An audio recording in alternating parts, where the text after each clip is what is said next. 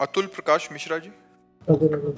राधे राधे महाराज जी। महाराज जी, वर्तमान में संपूर्ण समाज तनावपूर्ण विषादपूर्ण परिस्थितियों से गुजर रहा है। एक अधिकारी होने के नाते वो तनाव, अपेक्षाओं का दबाव और भी अधिक है महाराज जी। ऐसे में किस तरह मानसिक देखो, जब तक हमारी समाज व्यभिचार व्यसन से मुक्त नहीं होगी तब तक ठीक होने वाला कुछ नहीं।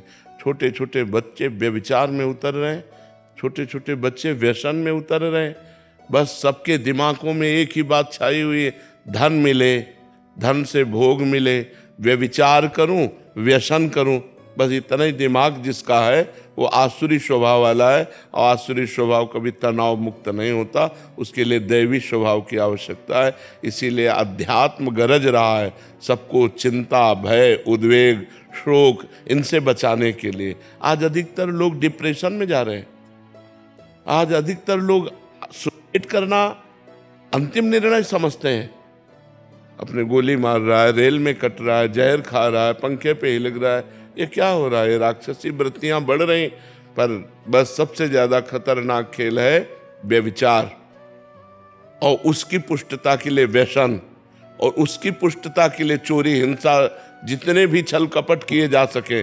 अगर व्यभिचार रोका जा सके तो सब रुक सकता है। अब तो बहुत गंदगी फैल रही। ये छोटे छोटे बच्चे, बच्चियां, गर्लफ्रेंड, बॉयफ्रेंड, व्यभिचार, व्यसन, तो ये समाज कैसे मुक्त हो सकता है? अब लोग गंदा भोजन पाते हैं, गंदे आचरण करते हैं, गंदा व्यसन करते हैं, तो उनका दिमागी स्तर तो गंदा ही होगा ना। और गंदा दिमागी स्तर निगेटिव ही सोचेगा, और निगेटिव सोच कहाँ सुख प्रदान कर सकती है? वो तो सुख की स्थिति में भी नकारात्मक सोच करके दुख निकाल लेगा। अगर पॉजिटिव सोच है तो दुख की स्थिति में भी वो सुखी रह सकता है। शरीर रोग ग्रसित है, खान पान की ठीक व्यवस्था नहीं, लेकिन भगवान का भरोसा है, नाम जप है, तो सुखी रह सकता है, वो प्रसन्न रह सकता है। तो आज हमारे समाज को अध्यात्म की आवश्यकता है, जिससे व्यभिचार मुक्त हो। अब जिसके पास पैसा बढ़ गया वो दो चीजों में ही अपने पैसे को नष्ट कर रहा है, व्यसन और व्यभिचार।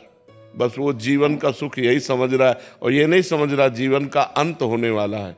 एक एक श्वास हमारे जीवन से कम होती जा रही। पता नहीं कौन श्वास हमारे जीवन की अंतिम श्वास हो, कब शरीर छूट जाए इसका भरोसा क्या। और अगर शरीर छूट गया और मनुष्य जीवन का जो लाभ था, धर्म, भगवत भजन, परोपकार, वो सब नहीं कर पाए तो फिर फायदा क्या हुआ? इतने दुर्लभो मानुषो देहो, शास्त्रों में वर्णन आया है, बड़ा दुर्लभ है मनुष्य शरीर। ये किस लिए दुर्लभ है? परोपकार करके, धर्म से चलकर, सत्य से चलकर भगवान की प्राप्ति, समाज की सेवा। ये बात, समाज सेवा वो कर सकता है जिसको धन चाहिए, जिसको व्यसन चाहिए, व्यभिचार चाहिए, वो समाज सेवा कर सकता है। समाज सेवा वो कर सकता है कि मुझे भूखा रहना पड़े लेकिन मेरी समाज भूखी ना रहे, मैं कष्ट में रहूं लेकिन मेरी समाज कष्ट रहित हो जाए। वो होते हैं समाज सेवी। आज समाज सेवा के नाम पर बहुत सा डोनेशन लेते हैं और अपनी वासनाओं की पूर्ति करते हैं। समाज सेवा कहाँ हो रही है? कोई विरला ही समाज सेवी है। पदों का अधिकार प्राप्त जो हमको भगवान ने दिया वो समाज सेवा के लिए दिया है, कि हम हजारों आदमियों को अपने माइंड लगा करके, अपने पद का प्रयोग करके सुखी कर सकूं। लेकिन आज उसका दुरुपयोग किया जाता है कि हजारों का शोषण कर सकूं। तो उसका कारण है उनके जो व्यय करने के तरीके हैं वो गलत हो चुके हैं। तो आय उनको अधिक चाहिए। 1 रुपया की कमाई है और 10 रुपया का व्यय है। तो आय और व्यय को अपने कंट्रोल करने के लिए हमारी बुद्धि शुद्ध होनी चाहिए। हमें समाज सेवा का पद मिला है, ना कि अपनी वासनाओं की पूर्ति का पद मिला है। तो ऐसे ही हम अध्यात्म के बिना, धर्म के बिना हम बहते चले जा रहे हैं, जिसका नाम अधर्म है, और जो परिणाम में दुर्गति प्रदान करता है, शोक प्रदान करता है। जो आज का समाज है, अगर शराब न परोसी जाए, मांस न दिया जाए तो उसका स्वागत ही नहीं हुआ। अगर राक्षसी भोजन न दिया जाए तो स्वागत ही नहीं माना जाता। तो ये आज का हमारा VIP कल्चर बन गया है कि गंदा भोजन, अपवित्र प्रेय और गंदे आचरण, वो पार्टी मनाई जाती है। पहले गांव में जब कोई उत्सव मनाया जाता था और किसी को निमंत्रण दिया जाता था तो पैर धोए जाते थे, हाथ पैर धुला करके और पट्टी बिछा करके, गाय के गोबर से लिपी हुई जमीन, पत्तल दोना में सुंदर पवित्र भोजन। तो पवित्र भावबंद आवाज जूता मोजा पहरे, चाहे हाथ कैसे भी गंदे हो और बनाया कैसा भी हो, बस राक्षसी प्रवृत्ति बढ़ती चली जा रही। तो हमारे अन्न से मन बनता है, और जैसा मन होता है वैसे आचरण बनते हैं, जैसा हमारा खान पान होता है वैसे हमारे विचार बनते हैं। तो आज हमारा खान पान अशुद्ध हो रहा है, आज हमारे आचरण अशुद्ध हो रहे हैं, आज हमारे विचार अशुद्ध हो रहे हैं, तो समाज में स्वसुख वांछा बन रही। स्वसुख वांछा, मैं सुखी हो जाऊं बस, ऐसा समाज अच्छा नहीं होता। आज का जो समाज बन रहा है तो आचरण भ्रष्ट होते जा रहे। बिना अध्यात्म के समाज को सुधारना बड़ा कठिन है। भगवान का भय, धर्म का भय, शास्त्र की मर्यादा के अनुसार चलना, कानून का भय, तभी समाज सुधर सकता है। बड़ा निर्भय हो रहा है इस विषय में समाज। न कानून का भय, न भगवान का भय, न धर्म का भय, जो मन माने सो करो, ऐसा हो रहा है। विशाल कैलाश दामके जी। राधे राधे महाराज। राधे राधे महाराज जी। महाराज जी, मैं नशा मुक्ति अभियान के ऊपर कार्य कर रहा हूँ। महाराज जी, आज के माता पिता अर्थ कमाने एवं व्यस्त दिनचर्या के कारण अपने बच्चों पर ध्यान नहीं दे रहे। बच्चे छोटी सी उम्र में बहुत सूखे। हम भी चिंतित हैं इस विषय में, हम भी चिंतित हैं। हर एकांतिक में हम अपनी व्यथा रखते हैं कि हमारे समाज को व्यसन से बचाओ। छोटे छोटे बच्चे सिगरेट पीने लगे, ड्रग्स, हुक्का, शराब, ये सब गंदे आचरण कर रहे हैं। उसके कारण उनको धन चाहिए, धन के लिए और माता बहनों की चैन खींच रहे हैं, अपने माँ को मार रहे हैं, पिता का कत्ल कर रहे हैं, गंदे आचरण कर। बड़ा समाज में जो ये गंदगी फैल रही है, व्यभिचार और व्यसन, ये दो बहुत गंदगी फैला रहे हैं। छोटे छोटे बच्चे व्यभिचार कर रहे हैं, नशा। अभी तक तो हमें जो सीने नहीं देखने को मिली वो भी मिल रही हैं कि 16-16, 17-17 वर्ष की बच्चियां शराब पी करके, सिगरेट पीते हुए पर पुरुष का मतलब वो खुद स्वीकार करके हम बोली। जहाँ इन बच्चों को ब्रह्मचर्य से रहना चाहिए, निर्विषय रहना चाहिए, विद्या अध्ययन में इनको बुद्धि लगानी चाहिए। 16-17 वर्ष के बच्चों को पढ़ाई लिखाई में बुद्धि, कैसे ये सब नौजवान भ्रमित हो रहे हैं। तो जरूर आप लोग मिल करके ऐसा कुछ कीजिए जिससे नशा मुक्त हो, जिससे व्यभिचार मुक्त हो, इनके अच्छे आचरण हो। जरूर सबको चाहिए, माता पिता को चाहिए अपने बच्चों में समय दें, पास में बैठें, मित्रवत बातें करें, उनकी कमियों को पहचानें, उनको दूर करें। नहीं दूर कर सकते तो जैसे आप लोग नशा अभियान मुक्त केंद्र है वहाँ ले जाएं, उनको औषधियों का सेवन, उनको उस नियमों का पालन, जिससे वो व्यसन मुक्त हो। अगर हमारी समाज व्यसन मुक्त हो जाए, व्यभिचार मुक्त हो जाए, तो अभी सब देवता हो जाए। व्यभिचार और व्यसन ने ही हमारी समाज को नष्ट कर दिया है। नवयुवक जितने भ्रांत हो रहे हैं, पतित हो रहे हैं, उसका कारण नशा और व्यभिचार ही है। ये गर्लफ्रेंड बॉयफ्रेंड जो व्यभिचार फैल गया ये, और उसके लिए नशा चाहिए, और नशे के लिए रुपया चाहिए, रुपया के लिए हिंसा, चोरी और ये सब छल कपट।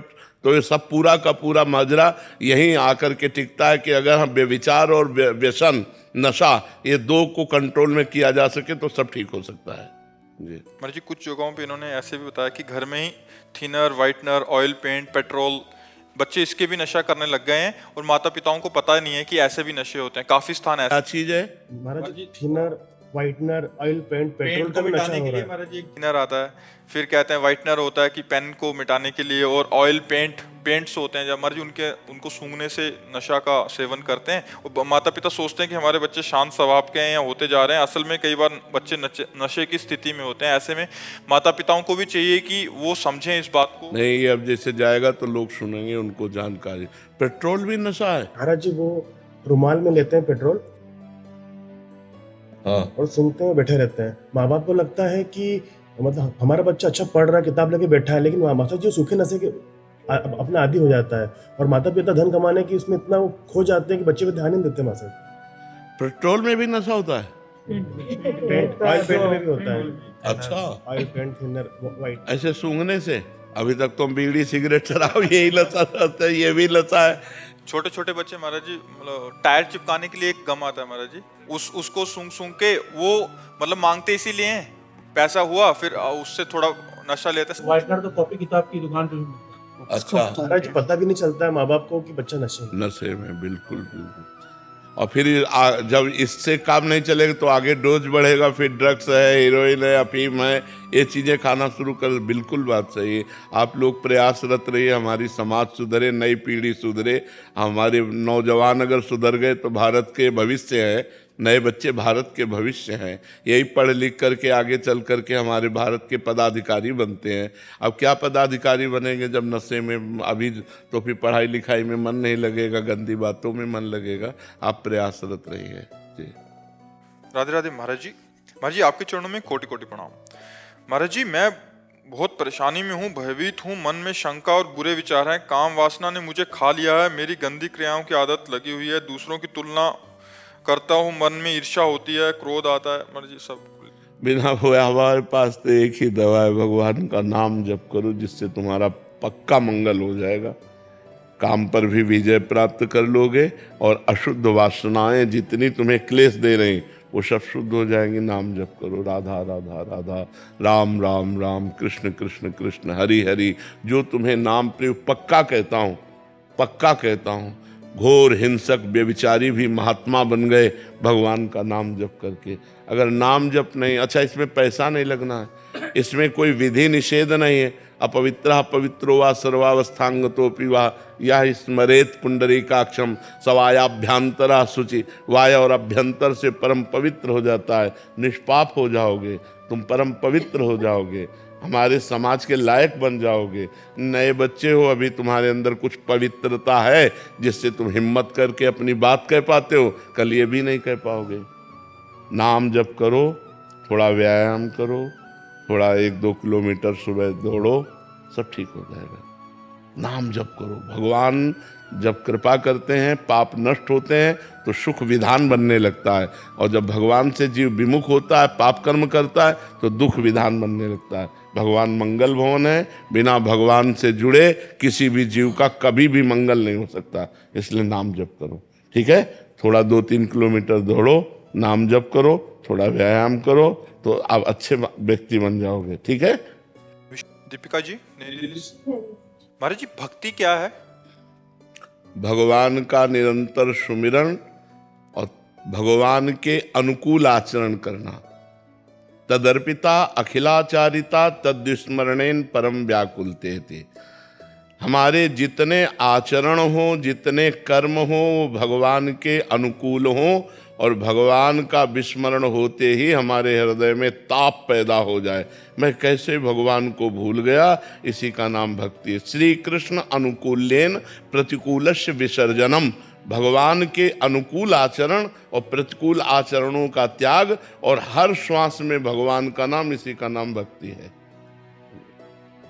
पापरी बनर्जी रॉय महाराज जी राधे राधे। महाराज जी आपके चरणों में कोटि कोटि प्रणाम। महाराज जी मैं जब ध्यान करती हूँ लेकिन विभिन्न सांसारिक कारणों से ध्यान केंद्रित नहीं कर पाती। जब भी भगवान का नाम सुनती हूँ तो मेरी आंखों में आंसू तो आ जाते हैं। मैं सोचती हूँ कि हर कोई कितना भाग्यशाली है, वो एकाग्रता से नाम जप कर रहा है। महाराज जी मेरे पाप के कारण ऐसा हो रहा है। पर हमको बार बार नाम जप करना चाहिए। नाम जप से ध्यान केंद्रित होता है। जब हम नाम जहाँ जहाँ मन जाए वहाँ से हटा करके नाम में लगाएं। बार बार अभ्यास योग युक्तेन चेतसा नान्यगामिना, हम ऐसा अभ्यास करें, जहाँ जहाँ मन जाए वहाँ से हटा के नाम में लगाएं, तो धीरे धीरे हमारा मन एकाग्र, और एकाग्र मन ही ध्यान करने योग्य होता है। जो मेरा लड़का सप्तप्रिय है ना, उसका प्रचंड राग है उसका मुझे साथ। नहीं महाराज जी वो इससे पिछले बैच में शायद वो जो इधर बैठे थे ना, जो पेट में अल्सर, उसके पेट में मुझे पैंक्रियाटाइटिस हुआ। इसके बाद उसका ना पढ़ाई में एकदम उसके लिए ना मेरा मन ऐसे हो गया, घर से बाहर चला जाता है। हाँ, लेकिन भगवान को समर्पित कर दो ना, भगवान देख लेंगे। आप नाम जप करो तो वो अपने आप ठीक होने लगेगा। नाम जप करोगे ना आप तो उसका मंगल होने लगेगा। उसके लिए करना चाहिए। हाँ, नाम जप करो। मेरा कुछ भी नहीं है, मैं उसके लिए। हाँ, माँ का तो बेटे पर प्यार होता है। नाम जप जिंदगी में कुछ कर सकेगा नहीं, उसका रोना स्वाभाविक। माँ है ना, माँ, हर माँ चाहती है मेरा बच्चा उन्नतिशील हो, स्वस्थ हो, जीवन में सुख पावे। हम आपके भाव का आदर करते हैं। हाँ, कोई बात, उसको भी समझाया, आप भी समझो। नाम जप करो, ठीक हो जाएगा, ठीक है। हाँ, आप नाम धरा बसानी जी। महाराज जी आप कह रहे हैं कि आपके घर में जो आचार्य श्री वल्लभाचार्य महाप्रभु जी के, महाराज जी यमुनाष्टक पाठ करते थे, वो कह रहे थे कि पर जब आपसे महिमा सुनी श्री आचार्य श्री हरिवंश जी महाप्रभु की, जो कि अगला जन्म नहीं होगा, प्रेम लक्षणा भक्ति मिलेगी, सहचरी भक्ति, तो महाराज जी फिर ये करने लगे। तो महाराज जी कह रहे हैं कि दोनों में कोई अंतर तो नहीं है? नहीं, दोनों करेंगे तो चलेगा महाराज जी? दोनों करो, कोई बात नहीं, अधिक से अधिक फल करो। एक जैसा मिलेगा महाराज? नहीं, फल में कोई अंतर नहीं, फल में कोई अंतर। जो वल्लभाचार्य जी ने यमुनाष्टक गाया, जो हरिवंश महाप्रभु ने यमुनाष्टक गाया है, तो यमुना जी का स्तवन, बात एक ही है, आप गाइए। शंकर पटेल जी, श्री हरिवंश। राधे राधे महाराज जी। महाराज जी मेरा प्रश्न है कि जैसे पशु योनि और जलचर योनि को कोई मारता है या खाता है तो उसे पाप लगता है, वैसे ही महाराज जी मैं जानना चाहता हूँ कि हमारा व्यवसाय लकड़ी को बेचना है, हम कटी कटाई लकड़ी लेते हैं और उसको बेचते हैं महाराज जी, तो क्योंकि घर की जो नीड्स होती हैं संसारिक गृहस्थियों की या जैसे भी है, हाँ, उनमें कोई अपराध हम तो तो सबसे प्रार्थना करते हैं कि हरे वृक्षों को मत काटिए, क्योंकि वो हमारा जिंदगी है। कार्बन डाइऑक्साइड को ऑक्सीजन में बदलकर हमारे वातावरण को शुद्ध करते हैं, वही आकर्षण करके मेघों को एकत्रित करके वर्षा कराते हैं। बहुत बड़ा योगदान वृक्षों का सृष्टि में है। तो सबसे प्रार्थना है कि वृक्षों को बचाइए, वृक्षों को लगाइए, वृक्षों का सिंचन कीजिए। वृक्ष हमारा जीवन है, हमारे लिए बहुत बड़ा योगदान है वृक्षों का। अब जो आपको कटी कटाई लकड़ी मिलती है, अब आप उससे व्यापार करते हैं, तो आप काटते तो है नहीं स्वयं, हरे वृक्षों को तो स्वयं काटते नहीं, लेकिन हम उनसे प्रार्थना करते हैं जो हरे वृक्ष काट करके लकड़ी बेचते हैं, कि हरे वृक्ष हमारा जीवन है। वृक्षों में भी जीवात्मा है। देखो ना, आप एक डाल को आप अलग कर दो, वो सूख जाएगी, है नहीं? तो उनमें भी जीवात्मा, वो जड़ से उखड़ जाए, सूख जाएंगे, उनमें जीवात्मा बहुत बड़ा लाभ है। आजकल लोग समझ नहीं रहे, जो मनावे जहाँ जगह खरीदी, पहले वृक्ष काटा, फिर वहाँ बिल्डिंग बनाई। तो बिल्डिंग से वातावरण बिगड़ता है, वृक्ष से वातावरण बनता सुधरता है। तो हम कहते हैं 100 गज जगह ले लो तो एक वृक्ष तो लगा लो, एक पौधा लगा लो। छोटे छोटे हर श्रृंगार के हैं छोटे छोटे पौधे, कम से कम प्रकृति को तो सजाओ। अगर प्रकृति नहीं सजी, उजड़ गई, तो फिर बहुत हानि हो जाए। इतनी एसी चलती हैं, इतनी गाड़ियां चलती हैं कि ऑक्सीजन का नाश हो रहा है, ऑक्सीजन का नाश हो रहा है। अगर ऑक्सीजन नष्ट हो गया तो सबको सिलेंडर लेके घूमना पड़ेगा, समझो। जीने के लिए मुंह में लगाकर हाथ में सिलेंडर लेके घूमना पड़ेगा अगर वातावरण में ऑक्सीजन खत्म हो गया। ऑक्सीजन प्रदान करने, अब जैसे बड़े बड़े पीपल के वृक्ष हैं, ये 24 घंटे ऑक्सीजन फेंकते हैं, कार्बन डाइऑक्साइड को सोखते हैं और ऑक्सीजन फेंकते हैं। अब बड़े बड़े वृक्षों का हनन हो रहा है, क्योंकि लकड़ी तो बड़े ही वृक्षों से आएगी ना, जो पुराने वृक्ष हैं। एक पौधा जैसे बरगद का लगाया तो 50 वर्ष तक वो ऐसे हो पाता छोटा, 100 वर्ष में वो जाके पेड़ बनता है जाकर के। अब लोगों को जब लकड़ी चाहिए तो ऐसे ही वाले को काटेंगे। तो एक वृक्ष को लगाना और पोषण करके 100 वर्ष तक संभालना कितना कठिन होता है, और काटने में 1 घंटा में नई नई मशीनें चली, काट करके फेंक दिए सब। तो हमें लगता है हरे वृक्षों की रक्षा कीजिए, हरे वृक्षों को लगाइए, हरे वृक्षों का पोषण कीजिए। वो हमारी जिंदगी है, हमारे समाज को, हमारे वातावरण। आज जो कैंसर बढ़ रहा है ना, उसका कारण यही है, जो वातावरण दूषित हो रहा है, खान पान दूषित हो रहा है, अधिक से अधिक केमिकल डाले जा रहे हैं खान पान पदार्थों में, वही जाकर कैंसर पैदा कर रहे हैं। तो बहुत शुद्धता से जब हमारा वातावरण खान पान सब होगा तो हम जी पाएंगे, नहीं तो हम जी भी नहीं पाएंगे, बहुत परेशान हो जाएंगे। उसमें आपका कोई दोष नहीं है। और कभी ऐसा लगता है कि लकड़ी काटती पड़ी रहती है, तो ऐसा लगता है किसी को हमने मार के काट के रखा हो। बिल्कुल बिल्कुल, अभी पहले ऐसा भाव नहीं था, हाँ। मगर अभी अध्यात्म में आने के बाद ऐसा भाव हो बिल्कुल गया। बिल्कुल बिल्कुल। लेकिन आप हरे वृक्ष तो काटते नहीं ना, गवर्नमेंट से लेते। हाँ गवर्नमेंट से, कोई बात नहीं, आपका इसमें कोई दोष नहीं।